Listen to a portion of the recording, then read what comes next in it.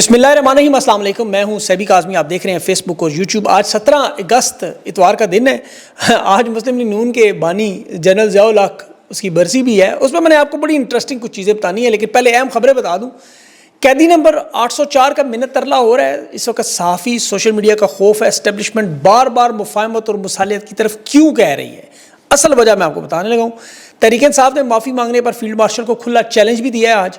اور عمران خان کے بعد قائد اعظم محمد علی جناح وفات کے 78 سال بعد آج بھی خوف، شہریوں کی گرفتاریاں، 14 دن کا ریمانڈ صرف تصویر اٹھانے پر، جناح ہاؤس کا ورد کرنے والے صحافی بھی بغیرتوں کی طرح خاموش۔ کلاؤڈ برسٹ جو خیبر پختونخوا میں تباہی کے مناظر ہیں، یہ ایک طرف معدنیات کا خزانہ اور دوسری طرف یہ گریٹر گیم کیا حقیقت ہے، اصلیت اس کی میں بات کروں گا۔ شیخ محمد زید نے بھی آج بڑی تشویش کا اظہار کیا، اور اسلام آباد جو کانفرنس ہونی ہے افغان معاملہ، اس پہ حکومتی رد عمل بھی ہے، اور پیوٹن ٹرمپ کی ملاقات میں بھی کوئی ہم شکل ڈبل باڈی ڈبل کی باتیں ہو رہی ہیں، اس پہ بھی بات کرتے ہیں۔ سندھ میں ایک صحافی بھی شہید ہوئے ہیں، جرم خان سے محبت ہے یا کچھ اور ہے۔ مریم نواز کے تھائی لینڈ میں ششکے، مہنگائی اور بیگ اور پرس، عیاشیاں، ہوٹلوں میں بڑے بڑے اسٹے، اور یہ ظلم و ستم کا آخری دور۔ اس وقت دیکھیں، سب سے پہلے 200 ارب ڈالر لانے تھے، آپ کو یاد ہوگا، اب 2 ارب ڈالر تک بات آ چکی ہے، اور ہو سکتا ہے کچھ عرصے بعد کارن فلیکس کے ڈبے بیچ کے کہہ رہے ہیں امریکہ کو قرضہ بھی دیں گے۔ اصل بات مصالحت مفاہمت کی کہ معافی مانگ لے عمران خان، رٹ لگی ہوئی ہے۔ حقیقی معنوں میں انہیں اب نظر آ گیا کہ 2022 کی جو واردات کی ہے وہ الٹے کی، ظاہر ہے اللہ کا نظام ہے۔ انہیں پتہ یوکرین کی جنگ بند ہونے کے بعد نہ صرف روزی روٹی بند ہونی ہے بلکہ اقتدار کو دھچکا لگنا ہے۔ یہ جو ابھی آپ کو بڑے بڑے دعوے نظر آ رہے ہیں نا کہ ہم تو سپاہی ہیں، کسی عہدے کی خواہش نہیں، یہ بالکل وہی بیانات ہیں جو جنرل ضیاء خان کے تھے۔ وہ بھی کہتا تھا میں سیاستدان نہیں ہوں، میں ایک سپاہی ہوں، کوئی عہدے کی خواہش نہیں، میں تو شہید ہونا چاہتا ہوں۔ یہ اور بات ہے، بھائی صاحب بھاگ گئے۔ یہاں تو بھائی کا خیر رتبہ ملنے کے بعد شہادت کی خواہش نظر آ رہی ہے، لیکن یہ ناجائز اقتدار کی جو آپ کو پتہ ہے سقوط ڈھاکہ والا معاملہ، مجھے وہ حالات کیوں نظر آ رہے ہیں کہ مصالحت اور معافی کی جو بات کی جا رہی ہے کہ جی ہم آپشن دے رہے ہیں، پھر نہ کہا جائے مارشل لا لگا دیا، ناجائز اقتدار پہ قبضہ کر لیا، لمبا ہو گیا معاملہ۔ شاہد اسلم صاحب نے بھی خبر دی کہ تحریک انصاف کی ایک اہم شخصیت جو میرے خیال میں زبیر عمر ہو سکتے ہیں، ابھی میں نے تحقیق نہیں کی اس پہ کیونکہ ان کے تعلقات بڑے ہیں، کہ جی ابھی حالیہ دنوں میں چیف آرمی سٹاف سے ملے، انہوں نے یہاں تک کہا بیٹا اپنے لیڈر کی بات کرنی ہے تو وہ ہے دروازہ، اور پھر شاہد اسلم صاحب نے کہا کہ باقاعدہ گالی دے کر کہا کہ مجھے اب 10 سال تک وہ باہر نکل کر دکھائے۔ یہ اصل میں ذہنی کیفیت ہے جو اقتدار کے آخری دنوں میں نظر آئی۔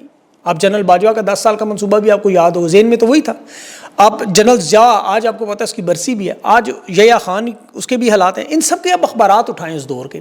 یحییٰ خان کہتا تھا میں پوری قوم کو بچاؤں گا، مشرقی پاکستان میری ہتھیلی پر ہے، میں پاکستان کا مقبول ترین رہنما ہوں۔ وہ اپنی محفلوں میں تقریروں میں کیا کہتا تھا؟ ہم لڑائی جیت چکے ہیں۔ سکوتر ڈھاکہ سے 48 گھنٹے پہلے تک اس کے بیانات تھے کہ میری فوج کبھی سرنڈر نہیں کرے گی۔ وہ ایک نیازی 16 دسمبر کو سرنڈر سے پہلے کیا کہہ رہا تھا؟ بی بی سی پہ وہ ڈاکومنٹریز دیکھی ہوگی آپ نے کہ ہم قبرستان بنا دیں گے، ہتھیار نہیں ڈالیں گے، لیکن جب دستاویزات پر دستخط کر رہا تھا کہہ رہا ہے میں قوم کے لیے قدم اٹھا رہا ہوں۔ جنرل جگجیت سنگھ اروڑا کے سامنے ہتھیار ڈالتے ہوئے جنرل ضیاء الحق، جس کی آج برسی ہے، اقتدار کے آخری دن اس کے دیکھیں گے، مارشل لا کے جمہوری شکل کو دینے کے لیے 10 سال کا ترقیاتی منصوبہ بنا کر بیٹھا ہوا تھا کہ وہ میں بہاولپور سے واپس آ کے نئی سیاسی کابینہ دوں گا۔ 37 سال پہلے جب جہنم واصل ہونے سے پہلے 2.5 مہینے پہلے اس نے پارلیمنٹ تحلیل کر کے جنیجو کو برطرف کیا۔ اس نے کہا جی میرا مکمل کنٹرول ہو گیا، اب یہ نظام 10 سال چلے گا۔ وہ سارے صحافی کہتے 10 سال کے لیے بیٹھ گیا جی، ہوا کیا؟ آموں کی پیٹی۔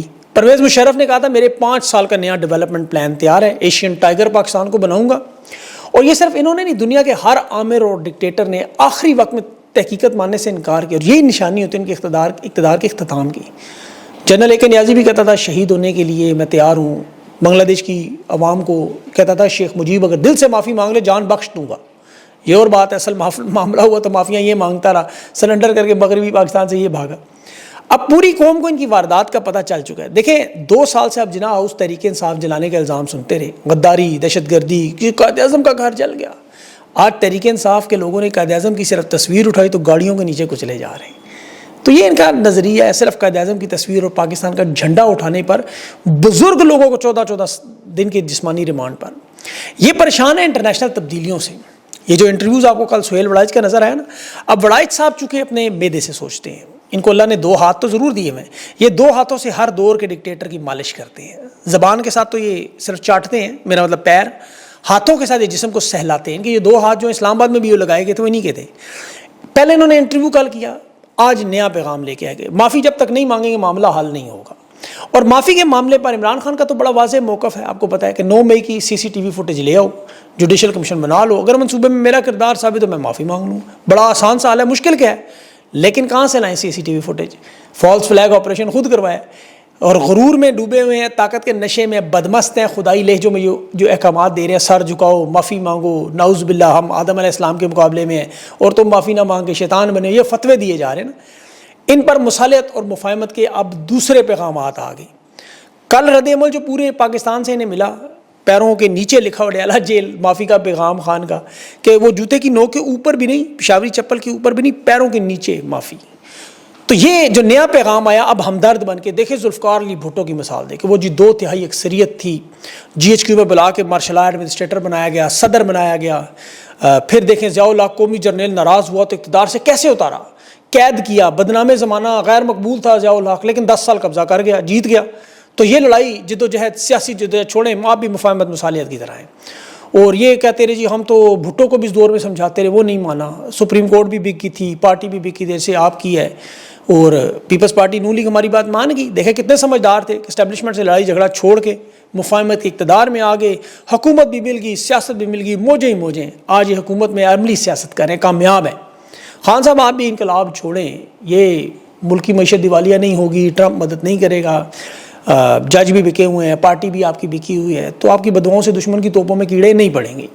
آپ کے ساتھ بھی بھٹو والا کام ہو سکتا ہے, آپ پارٹی اور سپورٹر مایوس ہو جائے. یہ سہیل وڑائچ صاحب مسلسل ایسے دھمکیاں بھی دے رہے ہیں بھٹو والا انجام کہ جی معافی تلافی کریں, اسٹیبلشمنٹ کے کے ساتھ حکومت بنائیں. اور خود عمران خان کہتے تھے یو ٹرن بڑا اچھا ہے, تو ہم لے سہیل وڑائچ صاحب کہ یہ حکومت کو فری ہینڈ دے کے اسٹیبلشمنٹ کو گلے شکوے دور کریں, سب ٹھیک ہو جائے گا, ورنہ کسی معجزے کا انتظار کریں, حادثے کا جیسے ضیاء الحق کا ہوا. پھر اس نے یہ بھی کہا کہ جو صحافی ہیں, جو سوشل میڈیا پہ ہیں, جو یوٹیوبر ہیں, یہ اصل میں پارٹی کے چیئرمین ہیں. اور عمران خان جیل میں بیٹھ کے شاید عمران ریاض, صابر شاکر, موہت پیرزادہ, ان کی باتیں سن کے جو ہے وہ جو سہیل وڑائچ, منیف فاروق, جاوید چودھری, یہ سارے لوگ بات کرتے ہیں. اصل میں ان کا قصور نہیں ہے, حقیقت میں ان کا قصور نہیں ہے. میں نے بڑے دوست دیکھے تاریخ کے پڑھتا رہا کہ یہ طاقت کو, فوج کو, خزانے کو, حکومت کے نظام کو سمجھتے ہیں اور ہر اس دور کے نظریے پہ کھڑے لوگوں کو ڈراتے ہیں. یہ اگر غزوہ بدر میں ہوتے تو رسول اللہ صلی اللہ علیہ وسلم کو مشورہ دیتے کہ آپ تو 313 ہیں, یہ 1000 کی فوج ہے, آپ کے پاس زیادہ تر غلام ہیں جنہوں نے کبھی تلوار نہیں اٹھائی, آپ کیسے جیتیں گے؟ آپ ابو جہل کے ساتھ صلح کریں, مفاہمت کریں, اقتدار میں حصہ لیں. یہ امام حسین علیہ السلام کربلا کے وقت میں ہوتے, اور تھے بھی اس پہ بڑے بڑے نام شامل تھے. حقیقت ہے, کہتے تھے کوفہ جانے کی ضرورت نہیں ہے, یزید بہت طاقتور ہے, 3 براعظموں میں حکومت ہے, اس کے ساتھ اتنی بڑی فوج ہے, آپ کے ساتھ تو کوئی بھی نہیں ہے. نواسہ رسول صلی اللہ علیہ وسلم میں آپ اللہ کریں, مسجد میں بیٹھ کے دین پھیلائیں, آپ کا یہ کام کیا ہے؟ یہ قائد اعظم کو بھی کہتے تھے کانگریس میں جائیں, اقتدار بنائیں, الگ ملک بنانا ناممکن ہے. سر سید احمد خان کو بھی کہتے چھوڑو تعلیم شلیم پڑھ لکھ کے کیا کرنا ہے. علامہ اقبال نے جب الگ اسلامی ریاست کا خواب دیا تو انہوں نے کہا یہ شاعر ہے, اس کا حقیقت سے کیا تعلق ہے, انہیں کیا پتہ ہے. 1971 میں ہندوستان سے لڑنے کی بجائے یحییٰ خان کو یہ کیا کہتے رہے, بندوقیں رکھیں, پتلونیں اتاریں, ہندوستان بہت بڑی طاقت ہے, اندرا گاندھی کی بہت بڑی فوج ہے, سرنڈر کریں سیاست میں. اس نے بات مان لی. اسے کہتے تھے گراؤنڈ ریالٹی دیکھو. گراؤنڈ ریالٹی دیکھتے دیکھتے آدھا ملک الگ کروا دیا. جنرل ضیاء الحق کی سیاست یہ بچاتے رہے. آج دیکھ لیں یحییٰ خان کی, جگجیت سنگھ اروڑا کے دفتر میں, اسی لیے وہ تصویریں بھی آج لگی ہوئی ہیں, یہ سارے اس کے ساتھ موجود تھے. یہ عمران خان کے دور میں بھی تھے. 27 سال کہتے رہے کینسر اسپتال اس ملک میں بنانا ناممکن ہے, ورلڈ کپ آیا تھا کہ اس لنگڑی لولی ٹیم سے آپ جیتو گے. اور پھر جب نون لیگ کے پیپلز پارٹی کے لوگ آئے سامنے عمران خان کے, تو کہتے ہیں جاگیردار وڈیرے ہیں, آپ کی ٹانگا پارٹی, آپ وزیر اعظم بنیں گے, آپ فیس بک کے وزیر اعظم بنیں گے, یہ 3 نسلوں والے حکومت کرتے رہیں گے. یہ حقیقت ہے, گراؤنڈ ریالٹی ہے. آپ سوشل میڈیا پہ پاپولر ہیں. پھر 2024 کی 8 فروری کو یہ خود اپنے منہ سے کہہ رہے تھے 90% مقبولیت خان کی ہے, قائد اعظم اور ذوالفقار علی بھٹو سے بڑا لیڈر ہے. اب سہیل وڑائچ صاحب اسلام آباد میں رہتے ہیں, میں ان سے ایک مشورہ دینا چاہتا ہوں کہ 10 منٹ کے لیے نکلیں وہاں. کبھی آج 17 اگست ہے, فیصل مسجد میں ضیاء الحق کی قبر موجود ہے, وہاں جائیں, ذرا 10 منٹ کے لیے جائیں اور وہاں آج کے حالات کو بیٹھ کے ذرا سوچیں. اور پھر اس کے ساتھ اپنے موبائل پہ یوٹیوب پہ 40 کا جلوس ٹائپ کریں, امام حسین علیہ السلام کے چاہنے والوں کو دیکھیں اور یزید کی قبر دیکھیں, ان کا پھر موازنہ کریں. یہ میں چونکہ دانشور ہے نا, میں انہیں اسی لیے سمجھانے کی کوشش کر رہا ہوں دانشوروں کو کہ نظریہ ہوتا کیا ہے, یہ سمجھنے کی کوشش کریں, کیونکہ نظریہ نظر نہیں آتا نا, یہ تو اندر سے لڑنے کی ہمت دیتا ہے. انہیں میں مشورہ دیتا ہوں یہ امام حسین علیہ السلام کی زندگی کو پڑھیں, عدل و انصاف کا مطلب سمجھیں, حق اور باطل کا فرق سمجھیں, قربانی کو سمجھنے کی کوشش کریں کہ سارا کنبہ کیوں قربان کر دیا گیا, کیا فائدہ کیا ہوتا ہے اس سے. پھر مصر کی فرعون کی 950 سال کی حکمران رہنے والے, طاقت کے نشے میں رہنے والے کا نشانہ عبرت پڑھیں, نمرود کو، شداد کو، یزید کو 5-5 10-10 منٹ پڑھیں، پھر انہیں میری باتیں سمجھ آئیں گی کہ وزیر اعظم بننا، اقتدار میں آنا کامیابی نہیں ہے۔ اس ملک میں معین قریشی جیسا وزیر اعظم رہا جس کے پاس پاکستان کا شناختی کارڈ نہیں تھا، ووٹ تو چھوڑیں، اس کی اپنی ووٹ نہیں تھی۔ انوار الحق جیسا وزیر اعظم یہاں رہا، شہباز شریف آج بھی وزیر اعظم ہے۔ اگر یہ عمران خان کی وزارت عظمیٰ کی لڑائی ہوتی تو یہ 2 ووٹ سے وہ گھر نہ جاتا۔ عمران خان اب 1.5 سال بعد اب حکومت میں اس وقت بیٹھا ہوتا۔ یہ زرداری اسٹیبلشمنٹ نے یہ فرق سمجھ نہیں آ رہا کہ اقتدار کی لڑائی نہیں ہے، عمران خان وزیر اعظم بننے کے لیے نہیں لڑ رہا، یہ چونکہ خود کو دانشور مفکر سمجھتے ہیں اس لیے بتا رہا ہوں کہ یہ قانون اور انصاف کی حکمران، اصل جمہوریت جو عوام کی حکومت، جس عمران خان کو یہ صبح دوپہر شام سمجھانے کی کوشش کرتے ہیں، تھوڑی سی ہمت کر کے کبھی آرمی چیف کو سمجھانے کی کوشش کریں۔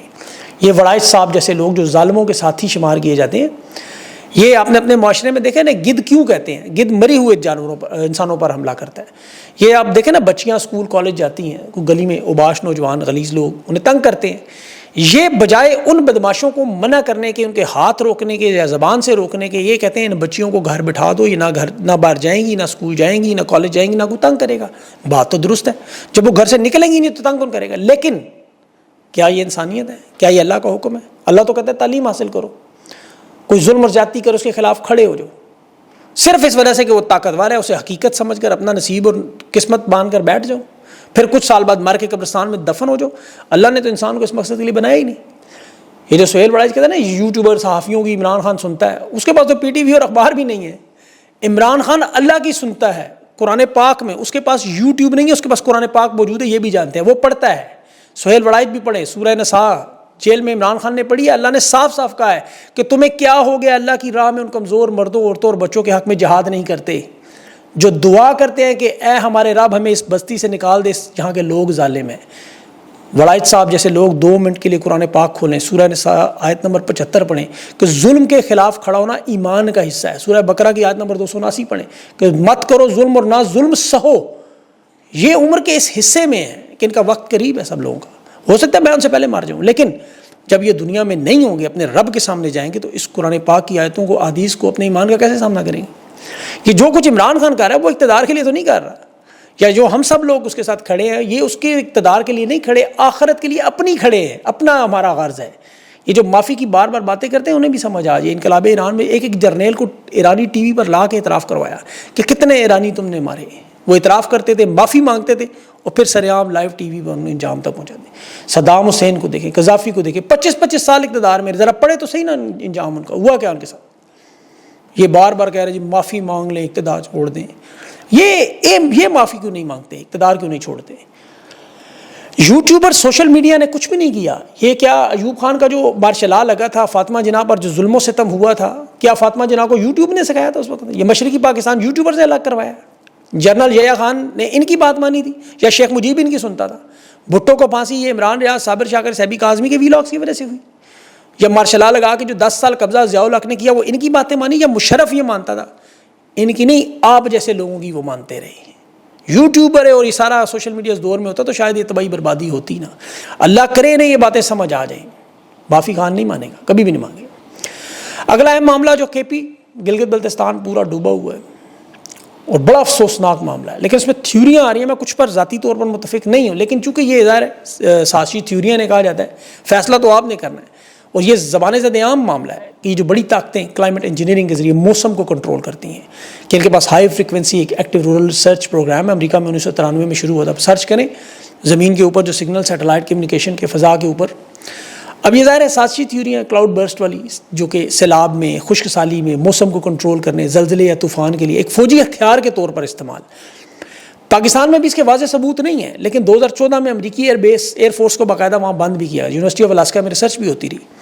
اصل معاملہ موسم کو کنٹرول کرنا کیوں ہے؟ دیکھیں خیبر پختونخوا میں 8 خرب ڈالر کی معدنیات آپ سن چکے ہیں، 6 کروڑ کی آبادی کا ملک ہے، یہ اسے بارود سے، گولوں سے، گولیوں سے تب نہیں روک سکے ابھی تک۔ 25 سال ہو گئے، نہ بلوچستان نہ کے پی کنٹرول نہیں ہو رہا، معدنیات نکالنا تو بڑا دور ہے۔ اب یہاں اچانک کشمیر میں، گلگت میں اور کے پی میں یہ کلاؤڈ برسٹ ہو جاتا ہے، خیبر پختونخوا پورا تقریباً ڈوب جاتا ہے، تو یہ وفاقی حکومت کوئی مدد بھی نہیں کرتی۔ فوٹو سیشن کی حد تک ٹھیک ہے، عملی طور پر وہ الگ ہے کے پی سے بالکل۔ یہ ایک ہیلی کاپٹر تھا ان کا کے پی کا، وہ بھی امدادی کارروائیوں میں آپ کو پتہ عملہ بھی شہید ہو گیا, گر گیا وہ. اب ماضی دیکھیں, میں دیکھتا ہوں جب حکمران جو مسلط کیے اپنے پاؤ گوش کے لیے انہوں نے 1 لاکھ پاکستانی مشرف نے شہید کروا دیے, $200 ارب کا نقصان اس وقت لگ. ضیاء الحق نے افغان جہاد میں پاکستانی سارے مروا دیے, وہ بھی اب اپنے اقتدار کے لیے. تو یہاں دیکھیں دنیا کے میں وہ ممالک دیکھ رہا تھا جہاں جہاں قیمتی وسائل موجود ہیں وہاں نہ صرف دہشت گردی ہے بلکہ موسمی اور قدرتی آفات بھی سب سے زیادہ ہے. یہ دنیا کے ممالک آپ دیکھیں, چلے قدرتی خطہ اس علاقے کے وہ سارے معاملات اپنی جگہ, لیکن وہاں مقامی آبادی کو ہمیشہ معاشی طور پر اتنا تباہ و برباد کیا جاتا ہے کہ پہلے وہ امداد کے لیے, امداد کے بہانے وہاں واردات, اور پھر لوگوں کو کنٹرول کرنے کے لیے. تو یہ قدرتی امر نہیں ہو سکتا کیونکہ قومی لیڈر بھی جیلوں میں اسی لیے رکھے. یہ جو ایجنڈا ان ممالک کا مسلط کیا جاتا ہے باقاعدہ طور پر, آپ اس کو دیکھیں یہ قدرتی امر کے طور پر آفات یہ طاقتور علاقوں میں کیوں نہیں آتی. میں خدا نخواستہ نہیں کہہ رہا کہ یہ اللہ نہ کرے DHA میں جائیں یا بلاول ہاؤس جائیں, پارلیمنٹ یا سینٹ یا GHQ میں, یہ لیکن یہ کیوں نظر آتا ہے کہ دہشت گردی قدرتی آفات ساری ادھر ہی کچھ نہ کچھ تو ہے جس کی پردہ. بہرحال میں اس پہ زیادہ بات نہیں کرنا چاہتا, سیاسی تھیوریاں. افغانستان کے جو جلا وطن رہنماؤں کی کانفرنس پاکستان میں بلانے کی کوشش کی حکومت نے ابھی زلمے خلیلزاد کے اس رد عمل پہ کہا نہیں جی وہ جو لوگ آ رہے ہیں وہ ایک تعلیمی کانفرنس پہ آ رہے سارے وہ جلا وطن ہیں جو سارے کے سارے موجودہ افغان حکومت کے مخالف. اب 25-26 کو وہ معاملہ سامنے آیا, اس سے بات کروں گا. عدلیہ کے معاملات میں بھی یہ افریدی جو اپنے ایک ٹریک ریکارڈ میں مشہور ہے, خان کا کیس نہیں لگاتا کسی صورت میں, جب بھی کیس لگتا ہے بھاگ جاتا ہے اس کو واردات. 26ویں ترمیم کا سب سے بڑا بینیفیشری. ابھی خان کے کیس دوبارہ لگنے لگے ہیں لیکن مجھے لگتا ہے پھر بھاگ جائیں گے اس میں, کیونکہ اصل تو انہوں نے اپنے خواہشات کا اظہار کر دیا, سیدھی بات کر دی ہے کہ معافی مانگے بس, اور آگے دوسری تیسری بات ہی کوئی نہیں. تو معافی تو خان نہیں مانگے گا کبھی بھی, اور مانگنی بھی نہیں چاہیے. میں نے ابھی آپ کو قرآن و حدیث سے جو باتیں بتائی ہیں یہ تو ظلم ہے کہ آپ بے گناہ ایک آپ نے جرم کیا ہی نہیں, آپ لے آئے CCTV فوٹیج کی, یہ دیکھیں جی CCTV فوٹیج آپ کی سارے, وہ گواہ ٹیبل کے نیچے چھپے والے نہیں, وہ نہیں مانتا کوئی بھی.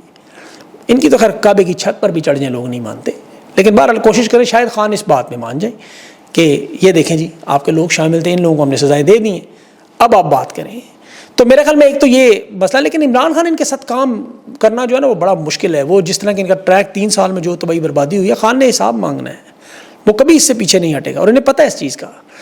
اللہ تعالیٰ پاکستان پہ رحم کرے. یہ جو بار بار خود کہہ رہے ہیں نا حادثہ, آج کے دن 37 سال پہلے ضیاء الحق بھی بہت بڑا, آپ کو پتہ ہے اپنے آپ کو یزید اکبر سمجھتا تھا, آج کدھر ہے. تو حالات حادثے کی طرف بھی جاتے ہیں اور گئے بھی ہیں, بارہا گئے. اللہ تعالیٰ پاکستان کو محفوظ رکھے, اپنا خیال رکھیں. مجھے اجازت دیں, اللہ حافظ.